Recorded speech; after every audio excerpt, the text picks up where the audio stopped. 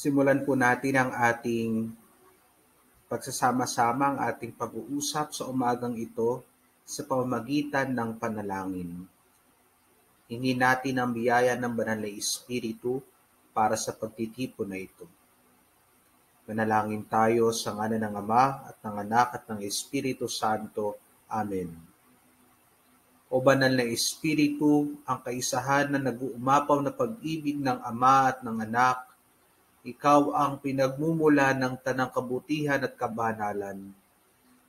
Iniluluhog namin na sa aming pagtitipon ngayong araw ay mapuspos kami ng iyong biyaya upang ang lahat ng aming naisin, sabihin at gawin ay aming mailaan upang purihin ang ngalan ng Diyos at lingapin ang aming mga mahal sa buhay. Amen. Papuri sa Ama, sa Anak at sa Espiritu Santo, kapara noong unang-una, ngayon at magpakailanman, magpasawalang hanggan. Amen. Santa Monica, ipanalangin mo kami. Sa ngalan ng Ama at ng Anak at ng Espiritu Santo. Amen. Isang mapagpalang araw po sa inyong lahat, mga mahal naming mga magulang. Salamat po sa inyong pagpapaunlak sa aming paanyaya para sa gagawin nating pagtalakay o discussion ngayong umaga patungkol sa mental health. Marahil, pamilyar kayo sa konseptong ito kasi isa ito sa mga madadalas na pag-usapan o mga usaping naririnig natin kalimitan sa TV o di kaya naman mga pinag-uusapan, mga inilalathalang post sa social media. Napakalakas ng panawagan ngayon para sa mental health. Pinapaalalahanan ng lahat na panatilihin na malusog ang ating kaisipan, lalo na ngayong panahon na hindi natin alam ang gagawin sa kabi-kabilang mga suliranin na dumarating sa buhay natin sa kasalukuyan, sa loob ng pamilya, sa ating kapitbahayan, sa ating mga samahan, at marahil pati na rin sa ating ginagalawang lipunan. Maraming stresses ang gumugulo sa atin at nakakaapekto ito kung paano tayo kumikilos at mag-isip araw-araw. Kaya naman sa pagtalakay natin sa umagang ito, hayaan niyo pong ituon natin ang ating pansin kung ano ang maaari nating gawing mga interventions. Ano yung pwede nating gawin upang mapanatili ang mental health, ang kalusugang pangkaisipan ng bawat isa sa loob ng pamilya. Ito yung tinatawag nating family stress management. Mahalaga po ang inyong papel bilang mga magulang para mas maging maayos at masaya ang kalagayan ng inyong mga kapamilya, lalo't higit ng inyong mga anak. Sapagkat walang konsepto ng mental health kung nawawala ang saya at saysay sa bawat gawain na ginagawa natin sa ating buhay at ang pag-ibig na nararamdaman sa ugnayan natin sa bawat isa.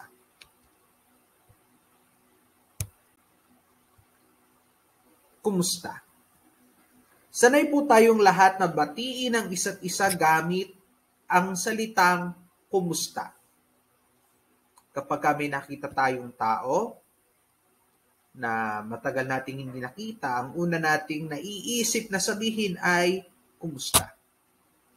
Ngunit, mayroong kasunod na salita ang may isip natin pag nasabi na natin yung salitang kumusta. At ano yon? Ano ang bago sa iyo? Kasi matagal na tayong di nagkakausap, gusto kong malaman kung ano ang nangyari sa iyo sa mga panahon na hindi tayo nagkakausap. Sa panahon na hindi tayo magkasama. Sa panahon na hindi tayo nakakapagkumusta. Ngayong umaga, simulan natin ang pag-uusap sa pamamagitan ng pagtatanong ng mga ganitong salita. Kumusta? Kumusta na nga po ba kayo? Kumusta kayo sa tahanan? Mayroon bang nabago sa inyo? At kung meron man, ano-ano ang mga ito? At habang iniisip natin yung mga nangyari sa mga nakaraang buwan, hindi rin natin maiwasang magtanong, may nagbago ba talaga sa amin? Kasi parang ang lahat ng bagay ang pangit. Ang daming hindi magandang nangyari sa buhay natin. Marami tayong mga masasakit na karanasan. Marami ang namatayan. Marami ang nawalan ng trabaho. Marami ang nahihirapan sa pag-aaral. Marami ang nagkakasakit. At marami at higit na marami ang mga nagkakaroon ng matinding personal na krisis sa buhay. At nakakatakot kapag puro ganito ang nararanasan natin at di natin maiiwasang sumama ang loob. At magtatanong na lang tayo, bakit ba ganito ang nangyayari sa atin? Bakit ba ganito ang nangyayari sa amin? Hanggang kailan ba magiging ganito ang mga bagay? At marahil kayo din, sinasabi nyo yung mga salitang ito na madalas kong marinig sa iba't ibang tao, hanggang kailan ba ang krisis na ito? Kailan ba matatapos ang pandemic na ito? Dahil kailangan na natin bumalik sa dati. Nakaka-stress. Nakaka-stress naman talaga. Pero ano nga ba ang stress? Stress, according to Hip and Ginsberg, is the uncomfortable feeling felt by a person due to the overwhelming effect of dealing with many challenges all at the same time. Ang stress ay isang mabigat na pakiramdam dulot ng labis na pag-iisip, mga pangamba, takot, galit, at pagkabigo. Katulad ng nasabi ko po kanina, habang nagsasabay-sabay ang mga masasakit, mahirap na karanasang ito, para tayong nawawala ng lakas at pag-asa sa buhay. Parang ang gulo-gulo at wala na tayong naiintindihan, natitigatig tayo kasi parang wala sa kontrol natin ang mga bagay at parang kahit anong oras, mayroong masamang mangyayari. Tandaan po natin na ang stress ay mayroong pinagmumulan at mahalaga na tuntunin natin kung ano ba ang pinagmumulan nito. Ano ba ang dahilan ng mga masasakit at mahirap na karanasang ito? Maaaring magmula ang stress sa pagkabigo natin sa ating sarili, sa sama ng loob sa ibang tao, o di kaya naman sa pagkayamot sa sitwasyon na mayroon tayo. Kaya dapat nating isipin na nakadepende ang lahat sa kung paano natin titingnan ang mga sitwasyon. Maaari nating tingnan ito bilang pagsubok na dapat lampasan at magsimulang gumawa ng mga hakbang na sa tingin natin ay makakatulong sa atin sa pagkakataong ito. Tandaan po natin, mayroon tayong magagawa para bigyang solusyon ang stress na nararanasan natin ngayon. Remember that we can do something about our stresses. Number 1, what you do and how you think change the way stress affects you. Kung maganda ang disposisyon natin sa buhay, siguro ay magiging mas madali para sa atin ang umisip ng solusyon sa ating mga problema. Mas nakatuon kasi tayo sa kung ano ang pwedeng gawin kaysa sa kung ano yung mga bagay na wala tayong kontrol. Number 2, stress can affect how you feel, think, and act. Mahalaga na makita natin kung paano tayo nagre-react sa stress. Yun bang mga naiisip natin ay maganda at positibo pa rin? Yun bang ating pakiramdam ay masyado ng mabigat dahil may kinikimkim tayong negatibong emosyon? Produktibo pa rin ba tayo sa ating mga gawain? O wala na tayo sa focus kasi nalilito at tinatamad na tayong gawin ang mga bagay na dapat nating gawin sa buhay, ang mga responsibilidad na dapat nating tuparin?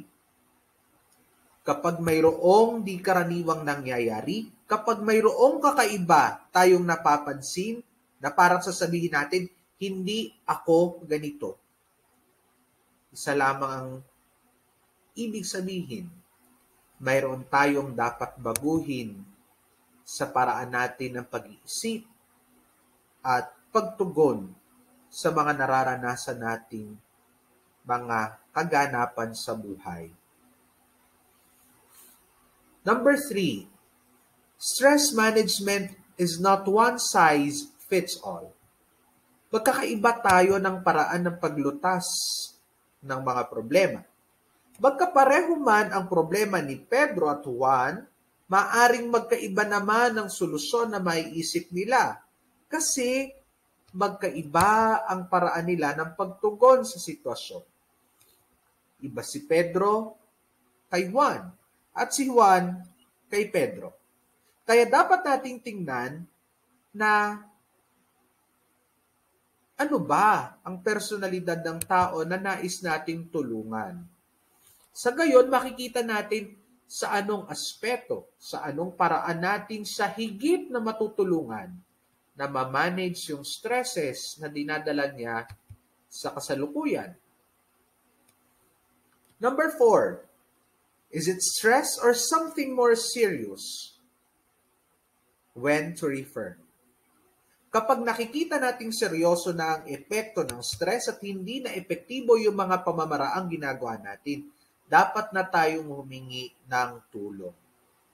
Lumapit po tayo sa mga mental health professionals para gawin ang mga nararapat na hakbang para mapanatili ang mental health nating lahat sa pamilya. May mga pagkakataon na hihingi ng sitwasyon ang tulong ng ibang tao sapagkat komplikado, mas higit na yung pangangailangan. Ibang atensyon na ang dapat ibigay para matulungan ang isang individual. Kaya naman kayo bilang mga magulang, kayo po ang unang tutugon sa pangangailangan ng inyong mga anak. At kung darating man sa punto na mangangailangan sila ng psychological intervention, sana kayo po ang pangunahing tao na tutulong at susuporta sa kanila. Totoo po ang mental health problems. Totoo po ang depression, anxiety, at iba't ibang mga mental health conditions na nagmumula sa stress. Totoo po ang lahat ng ito. Hindi ito gawa-gawa, lahat ng ito ay nangyayari. At kung sakaling darating ang pagkakataong ito na isa sa atin, isa sa pamilya natin ang magkakaroon ng mental health condition, kailangan ng suporta natin sa loob ng pamilya upang tulungan sila na maging mentally fit muli.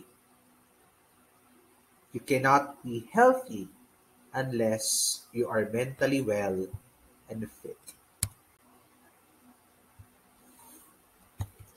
Isa pa pong bagay na kapansin-pansin ngayon sa setup natin sa kasalukuyan,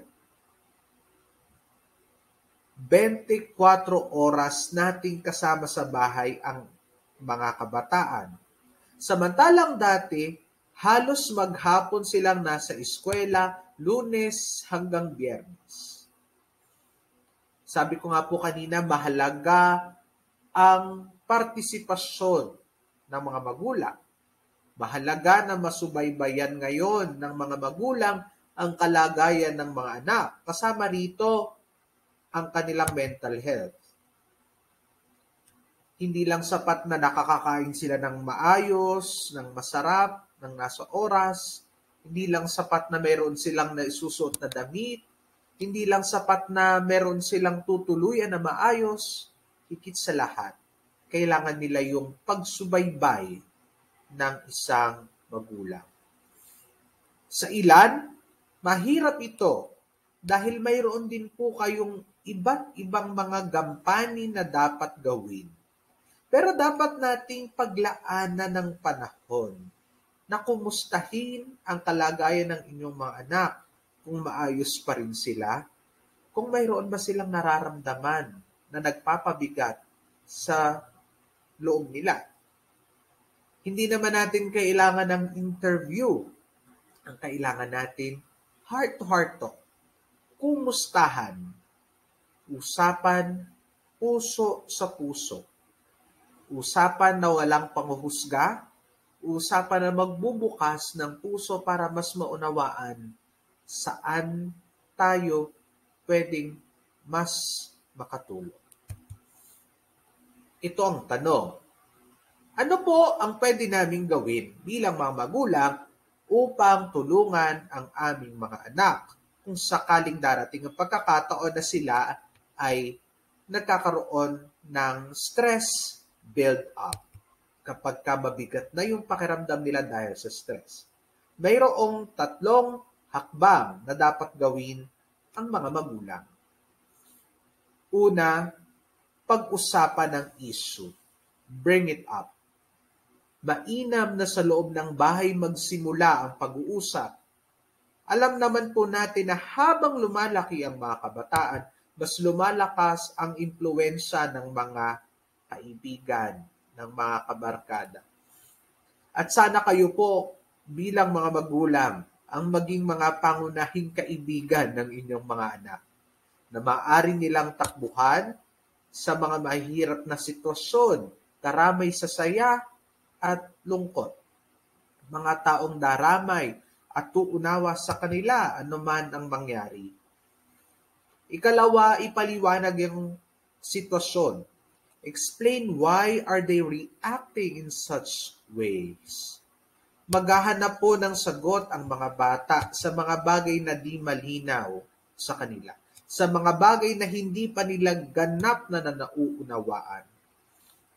Ang pinakamadaling paraan ngayon para humanap ng sagot ay nasa internet. Konting type, konting pindot lang, mayroon ng sagot na ibibigay ang internet. Pero alam po natin na hindi lahat ng nasa internet ay tama at angkop na mga sagot para sa inyong mga anak. Kaya naman, kailangan po ang gabay at pagsubaybay ninyo para sa kanila. Normal po ang pagtatanong sa edad nila kasi nagsisimula na po silang maging mulat sa iba't ibang mga bagay. Mas mauunawaan nila ang mga bagay na ito kung mararamdaman nila na kasama nila kayo sa prosesong ito ng paghahanap ng sagot. Ikatlo, turuan sila ng mga epektibong hakbang para tugunan ang problema dulot ng stress. Teach them techniques to manage their stresses. Bilang mga magulang, sanayin po natin sila na gumawa ng mga angkop na solusyon sa mga problema.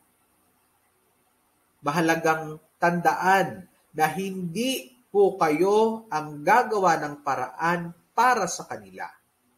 Sila ang dapat gumawa ng mahakbang sa pamamagitan ng inyong paggabay at paalaala. Sabi sa psychology, the best person that can help that same person is oneself. Sarili ang tutulong sa sarili. Ang tao ang dapat tumulong sa tao. Ang unang hakbang para matulungan ang ating mga anak ay sa pamamagitan ng pakikinig. Hindi natin mauunawaan ang kanilang kalagayan kung hindi natin titingnan ang sitwasyon sa sarili nilang perspektibo. Magkaiba tayo ng pagtingin sa mga bagay. At dapat nating unawain kung ano man ang nararamdaman nila. Kailangan na kayo mismo bilang mga magulang ang magpaparamdam sa kanila na may nakakaunawa sa kanila. May handang tumulong sa kanila at may handang tumanggap sa kanila. Let them feel that what they are going through is normal and something that can still be done. That something must be done. And they can do it. And they are able to address the situation they are going through. Tingnan po natin yung mga tanong na nasa slide. Ito po yung mga tanong na maaari niyong gamitin sa inyong mga pagkakataon na makikipag-usap kayo sa inyong mga anak. Ano ang nararamdaman mo? Paano mo malalaman na stress ka? Ano ba yung mga naiisip mo? Paano ito nakakaapekto sa ginagawa mo? Paano ka nakikisalamuha sa mga tao sa paligid mo? Ano ang pakikitungo ng mga tao sa iyo? Paano mo malalaman na stress din ang ibang tao? Tandaan po natin, magiging matagumpay lamang ang ating pagtulong sa kanila kung mararamdaman nilang handa tayong makinig at tumulong sa kanila. Hindi kayo pulis na maninita o huwes na maglilitis. Kayo ay mga magulang na huhubog sa mga anak para mas maging matatag na mga individual. Ang ikalawang hakbang na ating dapat gawin ay magpaliwanag. Kayo po bilang mga magulang, nakikita niyo po yung mga pagbabago sa ugali ng inyong mga anak dahil sa stress. Pagdadabog, irregular na pagkain at pagtulog, malimit na pag-iyak, pagiging malayo o mailap sa tao, kawalan ng interes at gana sa mga gawain, sakit sa mga partikular na bahagi ng katawan, halimbawa sa ulo, sa dibdib, sa sikmura, sa iba pa, at pag-aasal bata. Kapag nakita natin ang mga bagay na ito, iwasan po nating husgahan ang mga kabataan. Sila rin kasi nalilito sa mga nangyayari sa kanila. Kaya tumulong po tayo sa pamagitan ng pagpapaliwanag na mayroon silang maaring gawin para mas maging maayos ang pakiramdam nila. Huwag po natin silang pilitin o puwersahin. Ipaliwanag ng mabuti ano ang dapat nilang malaman at sila mismo ang gagawa ng paraan kapag naunawaan na nila ang dapat nilang gawin. Kapag nakikita nilang sincere tayo sa pagpapaliwanag, na sincere tayo sa ginagawa natin, makikita nila, dapat akong magtiwala kay nanay o kay tatay kasi mahal nila ako. They need someone who would understand them, not a person who would label them unjustly. Maging maingat po tayo sa mga salita at kilos na ginagawa natin kasi lahat ng mga ito tumatatak sa alaala ng isang kabataan. Hindi man nila banggitin pero masakit sa kalooban kapag may mga masasakit na salita na narinig at kapag may mga masasakit na gawa na naranasan. At sana, sa paglipas ng panahon, ang maalala nila ay ganito. Mahal ako ng pamilya ko. Tanggap nila ako. Kahit anong mangyari, hindi nila ako pababayaan.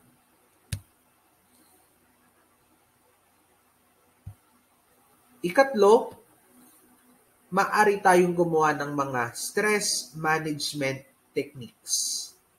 Simulan natin sa pamagitan ng pagtalakay sa mga relaxation techniques. Mahalaga na nakakapag-relax po tayo upang ipahinga ang pagod na katawan at isip. Bilang mga tao, may hangganan po yung kaya nating gawin. At darating yung araw na kailangan nating magpahinga kasi pagod na tayo. May iba't ibang paraan ng pag-relax. Una, ang pagtulog at pag-idlip. Kapag pagkatapos po ng klase ng inyong mga anak, bigyan natin sila ng oras para matulog sa hapon para magawa nila yung kanilang mga assignment kapag nakabawi na sila ng lakas. Kalawa, magkaroon ng breathing exercise. Kapag natatakot, kinakabahan, nalilito, malungkot ang isang bata, turuan natin silang huminga ng maayos. Kasi kapag ganito ang nararamdaman, negatibo, yung emosyon, mabigat sa dibdib. At ang unang nagkakaproblema, paghinga. At ang tamang paghinga ay nakakatulong upang maibsan yung uneasy feeling ng isang bata. Dumadalo yung hangin, dumadalo yung dugo ng maayos, babagal unti-unti, magiging normal ang pagtibok ng puso at ang isip mapapanatag kasi unti-unti umaayos yung pakiramdam ng katawan. Kasabay ng breathing exercise, pwede rin gawin ang pagmasahe sa iba't ibang bahagi ng katawan or massaging. Pwede nating imasahe yung ulo, braso, kamay, likod at talampakan. Yung mga pressure points ng katawan upang yung tensyon na nararamdaman ng katawan ay mabawasan unti-unti. Ikalawang stress management technique ay ang pagkakaroon ng healthy lifestyle at environment. Importante rin po na malusog ang ating pangangatawan. Kung mayroon po tayong karamdaman, tiyak na kasunod na maapektuhan ang paraan ng pag-iisip. Kapag masama ang pakiramdam, hindi tayo makakapag-isip ng maayos. Kaya ingatan natin ang ating sarili. Matulog ng sapat at ng nasa oras. Kumain ng mga masusustansyang pagkain at magkaroon ng oras para maglibang kasama ng inyong mga kapamilya at inyong mga kaibigan. Ang inyong pong mga anak, limitado pa rin yung movement. Hindi pa rin sila pwedeng lumabas ng madalas. Hindi sila pwedeng magpunta sa mga mataong lugar kasi delikado. Pero sikapin po natin na magkaroon tayo ng quality time sa pamilya. Kung meron tayong mga malalayong kaibigan o kamag-anak, sikapin po natin magkaroon ng oras para mag-catch up kahit sa pamagitan lamang ng video call, ng video conferencing, para makita nila yung ugnayan sa loob ng pamilya, ugnayan sa mga kaibigan, patuloy. Kahit hindi tayo gaano nagkikita-kita. Ikatlong technique ay ang healthy thinking. Iwasan po natin ang maging masyadong negatibo sa buhay. Para makasing sanay tayo na isipin lagi yung mga bagay na mahirap, nakakasakit, nakakaubos ng pasensya, at naiisip natin na parang wala tayong magagawa para iayos ang mga bagay na ito. Ang tawag po rito, thinking traps o mga maling paniniwala na makasisira sa ating mental health na dapat nating iwasan. Traps. Totoo po na mahirap mabuhay ngayon. Mahirap ang buhay. At wala tayong control sa mga nangyayari. Pero ano yung pwede nating gawin? What is the difference that must be done by us? It is given that things are hard to do. Mahirap gawin ng mga bagay. Pero mahirap na nga, pahihirapin pa natin kasi iniisip natin, wala tayong magagawa. Mali po ito. Mahirap ang buhay, wala tayong kontrol sa mga nangyayari, pero meron tayong pwedeng gawin. Meron tayong pwedeng kontrolin at magsisimula yon sa ating sarili. Maghanap tayo ng mga simpleng paraan para mas maging magaan ang buhay. Mga bagay na pwede nating gawin para iayos ang buhay natin bilang pamilya. Imbis na ituon natin yung mga bagay ituon natin ang ating pansin sa mga bagay na nakaka-stress, tingnan natin ano yung mga biyaya na dumarating sa araw natin. Ano yung mga magagandang nararanasan natin sa buhay? Ano yung mga solusyon na pwede kong gawin? Gamitin natin ang lakas at sigla na mayroon tayo para tulungan ng isa't isa na makalampas sa krisis na pinagdaraanan nating lahat. At panghuling technique ay behavioral strategies. Gumawa ng paraan batay sa ginawang pagsusuri. Dahil nakita natin yung mga options, yung mga maaari nating gawing hakbang, suriin natin alin dito yung pinaka-epektibo, ano yung pinaka-mabuti. Marami tayong options sa buhay, ngunit kailangan nating magsiyasat, kailangan nating kilatisin ang bawat bagay. Alin ba dito ang pinakatumpak sa sitwasyon? Nakadepende ang gagawin natin sa kung ano yung hinihingi ng sitwasyon. At hindi lamang tayo dapat mag-focus. Ano kasi yung sa tingin kong tama? Makinig tayo sa payo ng ibang tao. Makinig tayo sa ating sarili, sa ating pakiramdam. Tandaan natin, makiramdam. Baka kasi minsan, puro na lang tayo isip. Nakakalimutan natin na makiramdam. At ang pakikiramdam, nagtuturo sa atin na mayroon tayong dapat isaalang-alang bilang mga tao.